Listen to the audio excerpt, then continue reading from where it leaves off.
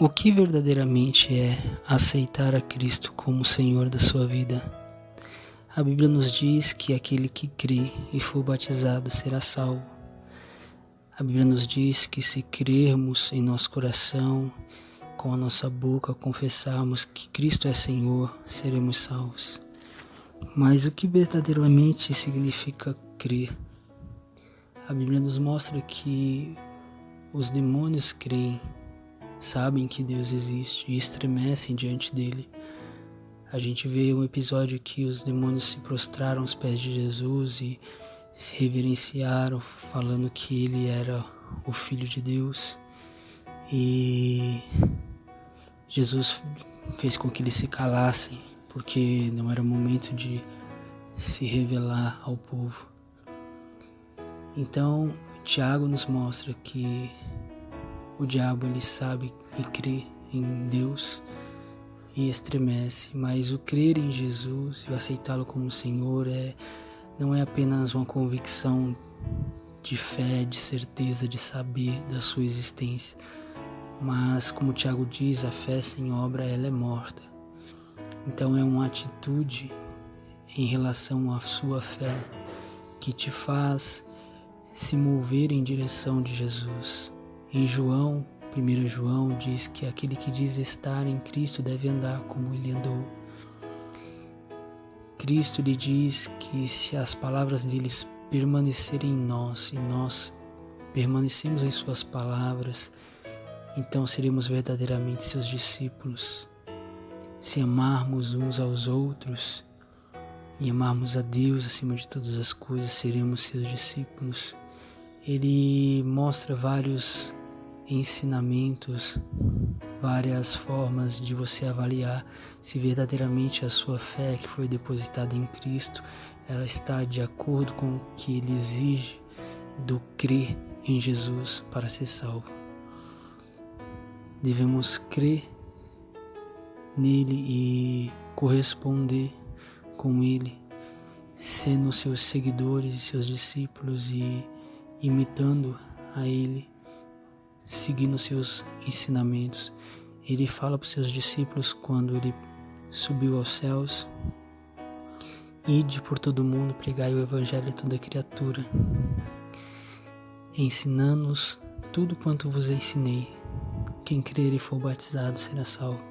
Então a gente vê que a fé em Cristo e o batismo vem após o ensinamento de quem ele é, de tudo quanto ele deixou de base, de doutrinária para os seus discípulos. Então, o crer em Jesus é aprender os seus ensinamentos, entender quem ele é e para quem ele veio. E crendo, então, podemos seguir a ele nas suas pisadas, imitando e obedecendo os seus ensinos.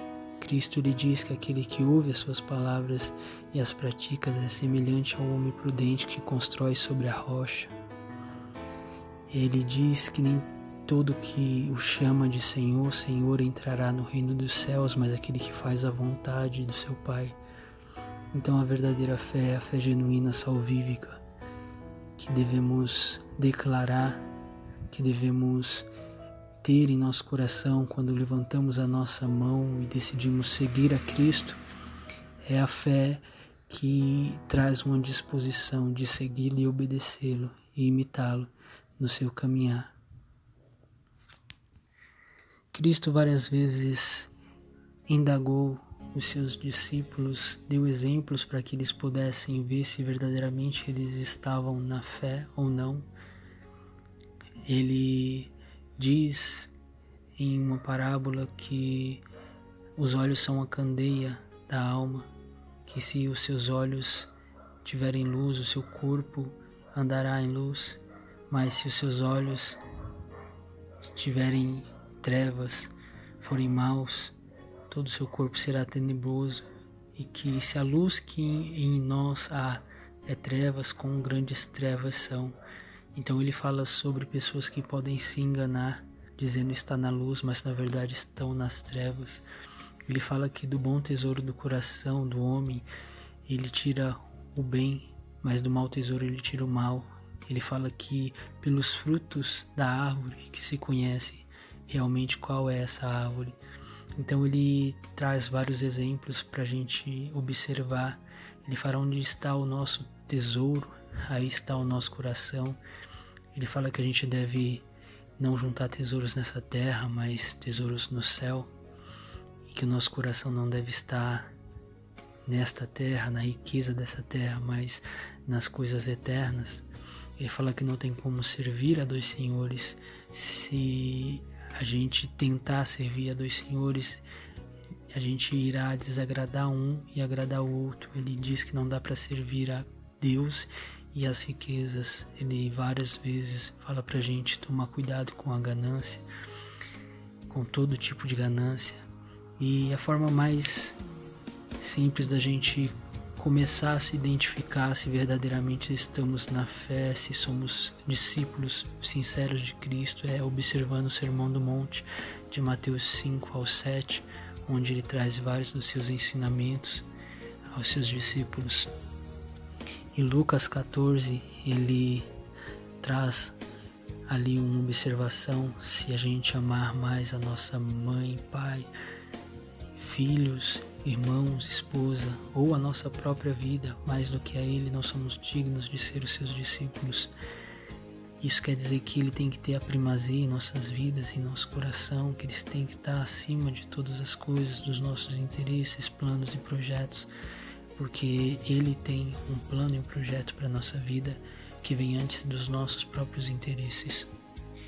Ele diz que assim como ele foi amado do Pai, amou o Pai, guardou os seus mandamentos, devemos guardar os seus mandamentos. E então assim provaremos que o amamos. Ele diz: aquele que guarda os meus mandamentos, esse verdadeiramente me ama e será amado do meu Pai. Então viremos a ele e nos revelaremos a ele. Quando amamos a sua palavra e obedecemos, estamos sendo amados por Deus, e então ele mesmo se revela a nós, junto com o Pai. Então nós passamos a receber a presença do Espírito Santo em nosso coração por meio do entendimento do Evangelho e aceitação do Evangelho. E esse Espírito Santo é quem testifica em nosso coração que verdadeiramente somos filhos de Deus. Ele diz: quem tem o Espírito de Cristo, esse é de Cristo, mas quem não tem o Espírito Santo, esse não pertence a Cristo. Ele diz: aqueles que pertencem a Cristo crucificaram a sua carne com suas paixões. Quem diz estar no Espírito, anda no Espírito, guiado e conduzido pelo Espírito, não mais pela mentalidade da carne ou pela sua própria vontade, mas pelo Espírito Santo que testifica em nosso coração e nos ensina e nos guia em toda a verdade, glorificando e testificando acerca de Jesus Cristo.